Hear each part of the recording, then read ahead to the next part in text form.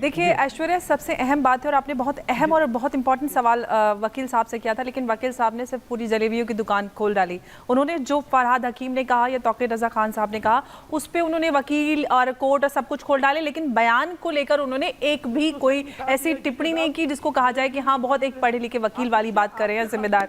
देखिए सबसे पहली बात यह है कि इस तरह के बयान तौक़ीर रज़ा खान हमेशा देश में सौहार्द बिगाड़ने का काम करते हैं। उधर से फरहाद हकीम, ये जो पूरी इक्वेशन है इसको समझने की जरूरत है कि जहां पर क्या इक्वेशन है, प्लीज एक्सप्लेन। ये है कि वेस्ट बंगाल में जिस तरह से ममता बानो जिस तरह की राजनीति कर रही हैं, उस पे प्रधानमंत्री को संज्ञान लेने की जरूरत है। जहां पर भी मुसलमान 30% से ज्यादा आबादी में आते हैं, वहां पर शरिया कानून लागू करने की बात करते हैं। पिछले हफ्ते में हमने कई सारी ऐसी घटनाएं देखी जहां पर महिलाओं को सड़कों पर उनकी अदालतें लगाई गई, महिलाओं को पीटा गया, बीजेपी को वोट करने वाली महिलाओं को नग्न करके सड़कों पर मारा पीटा गया। लेकिन ये लोग जो बात करते हैं मणिपुर की और पूरा मातम मचा लेते हैं, प्रधानमंत्री को सबको कटघरे में लाकर खड़े कर देते हैं। एक मुस्लिम महिला को टीएमसी के गुंडे सड़कों पर मारते हैं, नग्न कर देते हैं, एक नहीं 3-3 महिलाओं को चीरहरण करते हैं।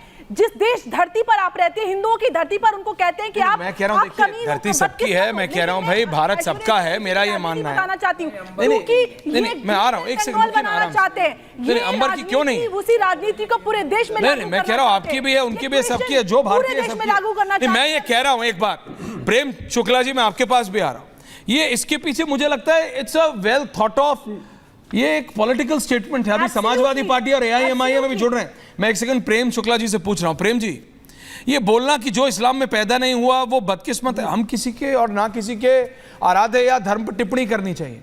तो TMC के नेता, कलकत्ता के मेयर ममता बनर्जी के one of the closest aides, मतलब मंत्री हैं, कैबिनेट मंत्री का दर्जा होता है कोलकाता के मेयर के पास, वो ये कहते हैं, और ना ममता बनर्जी कुछ बोलती हैं, ना अभिषेक बनर्जी और ना राहुल गांधी। ऐश्वर्य जी राजनीतिक टिप्पणी नहीं, आपराधिक टिप्पणी है जी। और श्रीमान असगर जी, मैं धर्म के आधार पर चलने वाले किसी देश का नागरिक नहीं हूं, मैं संविधान के आधार पर चलने वाले देश का नागरिक हूं। धर्म के आधार पर तो कोई गौकशी करता हुआ मिल जाए तो मेरा धर्म मुझे बताता है कि सामने वाले की हत्या कर दो, लेकिन मैं उस धर्म को नहीं मानता, मैं संविधान को मानता हूं। अगर कोई गौकशी करते हुए पकड़ा जाएगा तो उस गौकशी वाले के खिलाफ कानूनी कार्रवाई होनी चाहिए, ये मेरा संविधान मुझे सिखाता है। उसी तरह से वो संविधान बताता है कि फरहाद हकीम ने भारतीय न्याय संहिता जो अभी अभी आई है उसके अनुसार धारा 113 का उन्माद फैलाने का अपराध किया है। फरहाद हकीम भी आपराधिक कृत्य के जो है अभियुक्त हैं, उसी तरह से तौक़ीर रज़ा भी भारत के संविधान के तहत, भारतीय कानूनों के तहत वो आपराधिक कुकृत्य करने के अभियुक्त है। जिस तरह से वो बात कर रहे हैं, अगर उनको लगता है कहीं कोई नारकोटिक्स नशे का आदी है और कोई नशे का गिरोह चला रहा है, तो उस नशे के गिरोह की जानकारी एक नागरिक के रूप में उन्होंने किस एनफोर्समेंट एजेंसी को दी और क्यों नहीं दी? अगर कोई मुस्लिम लड़कियों को बहलाकर फुसलाकर विवाह कर रहा है, रिवर्स लॉ जिहाद जिसको आपने ऐश्वर्य भाई शब्द दिया, अगर कोई कर रहा है, उनके पास जानकारी है, तो उसकी उन्होंने शिकायत कहाँ की, क्यों नहीं की? ऐसे लोगों के साथ उनके क्या संबंध है? और अगर उनके पास इस तरह की जानकारियां नहीं है तो इस तरह का बयान उन्होंने उन्माद फैलाने के लिए दिया, और उन्माद फैलाने का प्रयास करना भारतीय न्याय संहिता के अनुसार धारा 113 के तहत आपराधिक कृत्य है। और इस आपराधिक कृत्य के तहत उन पर जो है मामला चलना चाहिए, उन पर जो है FIR दर्ज होनी चाहिए और FIR दर्ज करके उनका अभियोजन होना चाहिए।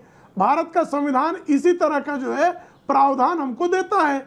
तो इस पर जो है राजनीति तो दूसरी चीज है कि राजनीतिक उनका उद्देश्य है, उनका सामाजिक उद्देश्य है, ये अलग है, लेकिन उनका नहीं, पर ये उद्देश्य देश तो देख रहा है ना। नहीं, मैं कह रहा हूं पर ये उद्देश्य देश तो देख रहा है, प्रेम शुक्ला कार्रवाई होनी चाहिए जी। मैं देख रहा हूं ये उद्देश्य देश तो देख रहा है जी।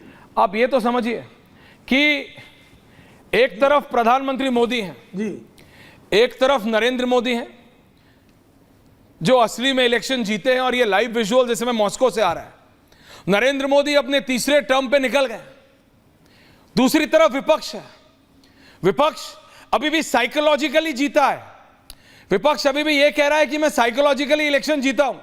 99 पे राहुल गांधी LOP बने, लीडर ऑफ ऑपोजिशन, लेकिन उनको अंकल सैम ने, वो सैम पिट्रोडा जिनको वो वापस ले आए, जिन्होंने वो टिप्पणी की थी, या तो उन्होंने या जिसने मर्जी, या प्रियंका वाड्रा ने, किसने समझाया मुझे नहीं पता। अब तो आचार्य प्रमोद कृष्णम को भी हटा दिया, पहले हम पूछ लेते थे आचार्य जी बता दीजिए किसने बताया,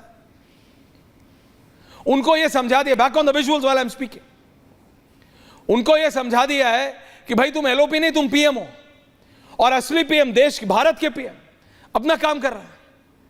ये तीसरी बार प्रधानमंत्री बनने के बाद ये जो रूस की विजिट है उसको लोग हल्के में ले रहे हैं। या देश में जो हो रहा है मैं उस पर बहस कर रहा हूं, क्योंकि विपक्ष को समझ नहीं आ रहा, चाहे वो टीएमसी हो, चाहे वो कांग्रेस हो, या तौकीर रजा जैसे लोग, कि मोदी इज एट इट। अब बीजेपी की पॉलिसीज की आपको जितनी आलोचना करनी है करिए, उस पर डिबेट है ना। प्रेम शुक्ला से पूछिए आप कि प्रेम जी आपने कहा था कि आप ये करेंगे, ये करेंगे, ये करेंगे, पानी लाएंगे, बिजली लाएंगे, घर बनेगा, सड़क बनेगी, आपने कहा था राशन सस्ता देंगे, आपने कहा था मिनिमम सपोर्ट प्राइस, ये सारे पॉइंट पे पूछिए आप। अगर बीजेपी वादा खिलाफी कर रही है तो सवाल कीजिए, लेकिन ये कह देना कि एक तरफ जो इस्लाम में पैदा नहीं हुआ, बैक ऑन द डिबेट, वो बदकिस्मत है, और मुस्लिम युवाओं के साथ साजिश हो रही है, युवाओं को नशे का आदी बनाया जा रहा है, और साजिश के पीछे, और एक लाइन और है, मुस्लिम लड़कियां हिंदुओं के साथ जा रही हैं, साजिश के पीछे आरएसएस का बड़ा हाथ है, हिंदू लड़कों को फंडिंग की जा रही है। इसका प्रूफ है क्या किसी के पास? रिजवी साहब, सरवर साहब आ रहा हूं, रिजवी साहब, ऐसा प्रूफ है तो देना चाहिए। नहीं, तौकीर रजा साहब, मुझे लग रहा है कि ये जो लव जिहाद हो या इस तरह के बयानात जो अभी ये क्यों दिए जाते हैं, ये ठीक नहीं है, ये अच्छे नहीं हैं। और आपने बहुत सही बात कही है कि डेवलपमेंट पे सवाल होना चाहिए। अभी आप देखिए, हमने 2 दिन पहले बड़े अच्छे प्रोग्राम आपने चलाया हाथरस पे, मैं समझ रहा हूं, उस पे आपको सबसे सवाल पूछना नहीं, मैं सिर्फ ये कह रहा हूं कि इसके लिए जो all India Muslim personal law board है, जमीयत उलमाए हिंद है, और मजलिस मुशावरत है, और बड़ी तंजीमें हैं मुल्क में, ये उनका काम है। ये बिल्कुल सही बात है कि मुस्लिम नौजवान नशे का आदी हो रहा है, जो मुस्लिम इलाके हैं, चाहे शहर में हो, गांव तक ये वबा पहुंची है, लेकिन इसके लिए आप दूसरों पे जिम्मेदारी डाल दें, मैं समझता हूं ये कम से कम ठीक नहीं है, ये सही नहीं है। हमें अपने गरेबान में झांक के देखना पड़ेगा, हमें अपने माशरे को जो है ठीक करना पड़ेगा।